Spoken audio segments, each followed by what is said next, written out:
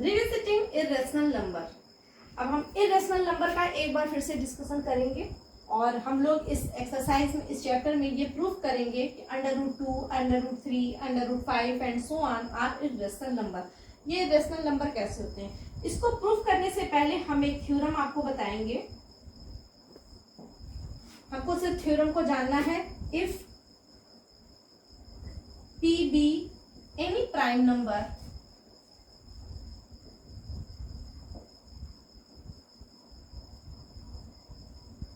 and P divides a square,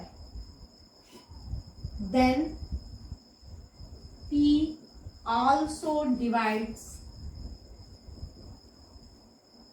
a। ये आपको where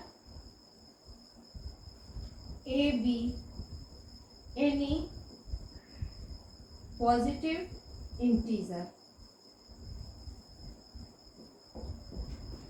ये आपको ध्यान देना है। If P be any prime number and P divides a square, then P also divides a where a be any positive integer। For example हम आपको example से इसको क्लियर कर दें।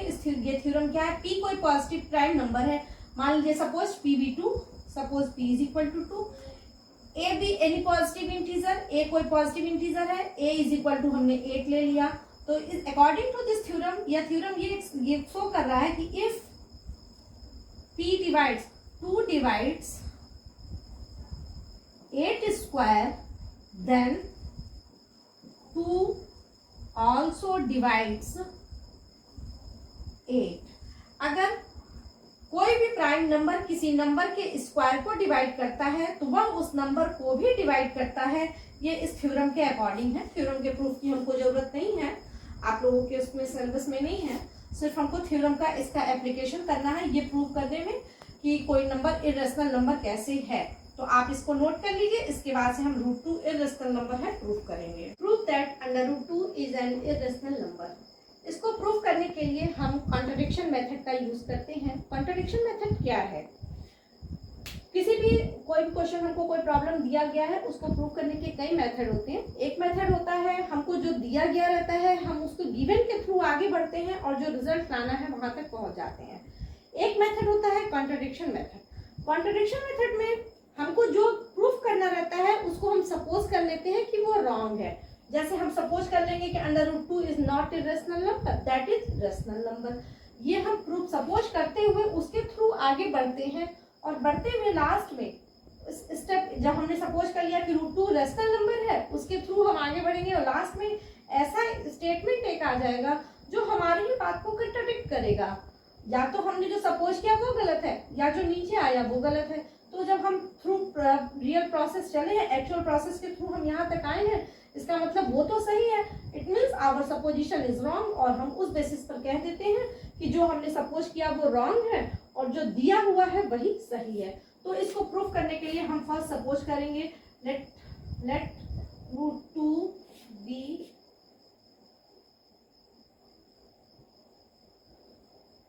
Rational number. हमने सपोज कर लिया कि √2 रेशनल नंबर है। दो पार्ट में कर ले रहे हैं, प्रूफ इसका थोड़ा लंबा है। √2 रेशनल नंबर है। अब √2 रेशनल नंबर है तो आपको रेशनल नंबर में हमने बताया है कि √2 can be written in the form of P/Q where P and Q are integers and Q is not equal to 0। P और Q इंटीजर्स है और ये 0 के इक्वल नहीं है। अगर ये रेशनल नंबर है तो इसको हम P/Q के फॉर्म में लिख सकते हैं। इरेशनल रहता तो हमने तो रेशनल इसको सपोज किया, इसका मतलब it can be written in the form of P/Q। अब P/Q कोई रेशनल नंबर है तो उसमें जाहिर सी बात है कि कुछ कॉमन भी हो सकता है। हम एक इधर रफ का एक कॉलम बना देते हैं जहां आपको एक्सप्लेन करेंगे। अब P/Q में कुछ कॉमन है, जैसे हमने कोई नंबर लिख दिया 2/10। 2/10 एक रेशनल नंबर है और इसमें 2 एक कॉमन फैक्टर है। जब 2 कॉमन फैक्टर है तो हम इसको सिंपलेस्ट फॉर्म में कन्वर्ट करके 1/5 लिख सकते हैं।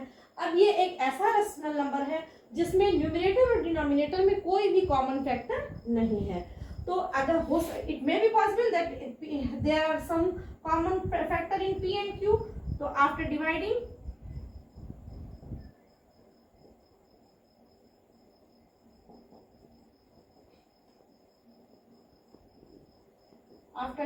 the common factor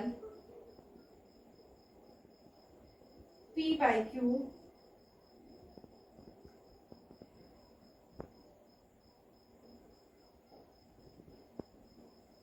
will convert in form of A by B. That is root 2 is equal to A by B, where A and B are co-prime integers. Co-prime integers मतलब ये दोनों आपस में प्राइम है, इन दोनों में कोई कॉमन फैक्टर नहीं है। इसका मतलब ये नहीं है कि ये प्राइम है। जैसे 3/8 को-प्राइम इंटीजर्स है, इसमें 8 प्राइम नंबर नहीं है, लेकिन चूंकि 3 और 8 में कोई भी कॉमन फैक्टर नहीं है तो 3/8 को हमें को-प्राइम इंटीजर्स कहेंगे। तो इसी तरह रूट 2 को हमने A by B के फॉर्म में लिख दिया, जहां A और B को-प्राइम इंटीजर्स हैं। अब इसको हम सिंप्लीफाई करते चलेंगे। हमने जो सपोज किया, हमने देखे एक ही चीज को लेकर आगे बढ़ाया है कि रूट 2 भी है rational number, then root 2 can be written in the form of P by Q after dividing the common factor which are present in P and Q both. Number can convert in root 2 is equal to A by B. Simplify is A is equal to root 2 B. Squaring both sides, A square is equal to 2B square. Squaring both sides. अब देखिए यहाँ root A square is equal to 2B square लिखने का मतलब है A square is divisible by 2। इसको भी हम एग्जाम्पल के थ्रू यहाँ शो कर रहे हैं। 6 इज इक्वल टू 2 इंटू 3 हम लिख सकते हैं। 2 इंटू 3 लिखने का मतलब है कि 6 is divisible by 2 and 3 both. 6 2 से भी डिविजिबल है, 3 से भी डिविजिबल है, और हम चाहें तो इसको ऐसे भी लिख सकते हैं 2C। 6 ये 2C लिखने का मतलब है कि 6 is divisible by 2 and C both, where C is value of C। अब वैल्यू ऑफ C निकालने के लिए हम 2 से डिवाइड करेंगे तो 3 आ जाएगा, ये वैल्यू आ जाएगी। तो यहाँ लिखने का मतलब है therefore A square is divisible by 2। अभी हमने आपको जस्ट पहले एक थ्योरम बताया है कि अगर कोई किसी नंबर का स्क्वायर किसी प्राइम नंबर से डिवाइड होता है तो वह उस नंबर को भी डिवाइड करेगा। Therefore A is also divisible by 2 according to previous theorem.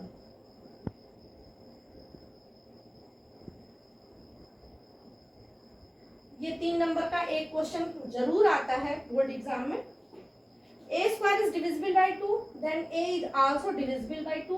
अब A 2 से डिविजिबल हो गया। अब A 2 से डिविजिबल है, अगर कोई नंबर किसी नंबर से डिविजिबल है तो क्या हम उसको इस फॉर्म में नहीं लिख सकते हैं? अभी हमने लिखा था, अगर हमें C का एक ही फैक्टर पता था कि 6 is divisible by 2, 6 is equal to 2C हमने लिखा था, जहाँ 6 2 से डिविजिबल था, C की वैल्यू भी। तो ऐसे ही अगर A 2 से डिविजिबल है तो हम A को 2 इंटू C लिख सकते हैं।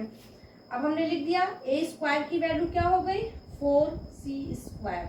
यहाँ A square equal to 2B square को इक्वेशन नंबर 1 आप कर सकते हैं और इसको इक्वेशन नंबर 2 कर दीजिए। अब हम यहीं पर सब्स्टिट्यूटिंग दिस वैल्यू या लिख लीजिए from 1 and 2, from 1 and 2। A square की वैल्यू 4C स्क्वायर है, यहाँ सपोज कर लिख दीजिए 4C square is equal to 2B square, 2 से ये कैंसिल हो गया। 2C square is equal to, या we can write it B square is equal to 2C square. और 2C स्क्वायर लिखने का मतलब क्या है कि B square is divisible by 2। अभी हमने यहाँ पर एक्सप्लेन किया है। अगर किसी नंबर को दो नंबर के प्रोडक्ट के फॉर्म में हम लिख सकते हैं, इसका मतलब वह नंबर दोनों नंबर से डिविजिबल है। तो b square is divisible by 2, therefore by theorem b is also divisible by 2 bye theorem. Theorem के अकॉर्डिंग b भी 2 से डिविजिबल है। अब देखिए, आपने यहाँ पर जब √2 को p बाय q सपोज किया था और जो कॉमन फैक्टर था आपने उस कॉमन फैक्टर से उसको डिवाइड करके a बाय b में कन्वर्ट किया था। जब आपने डिवाइड करके a बाय b में कन्वर्ट कर दिया तो आपके पास रिजल्ट ये आया कि अब a और b में कोई कॉमन फैक्टर नहीं है अदर देन 1 के अलावा इन दोनों में कोई कॉमन फैक्टर नहीं है। आपने लिखा भी where a and b are coprime integers, ये को प्राइम इंटीजर्स है, इनका आपस में कोई कॉमन फैक्टर नहीं है। लेकिन उसी स्टेप को आगे बढ़ते हुए यहाँ आया कि a इज डिविजिबल बाय 2, मतलब a 2 से डिविजिबल होगा और यही 2 b को भी डिवाइड कर रहा है। It means 2 is a common factor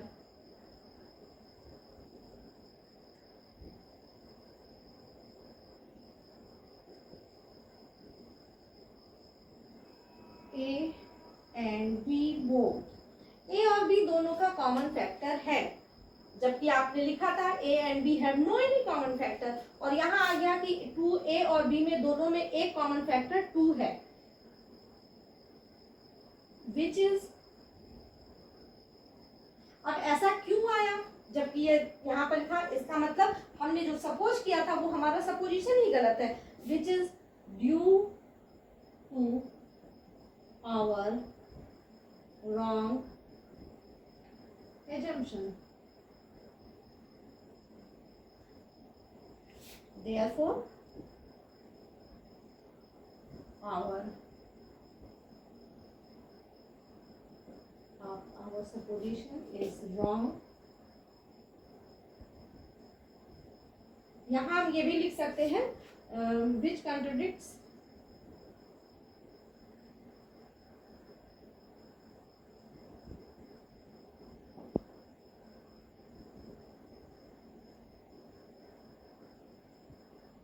which contradicts supposition, which is due.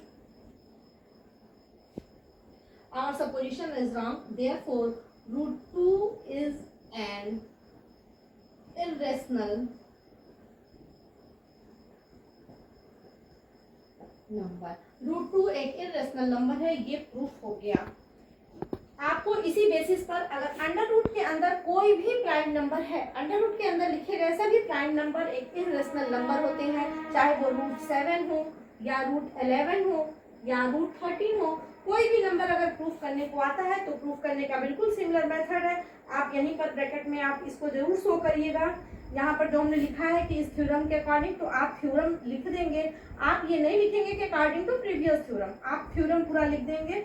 Since a is a prime number, since 2 is prime number, therefore a is also divisible by 2। आप theorem एक line में इसको यहाँ entry करेंगे और इसी basis पर आप एक्सरसाइज 1.3 को कंप्लीट करेंगे।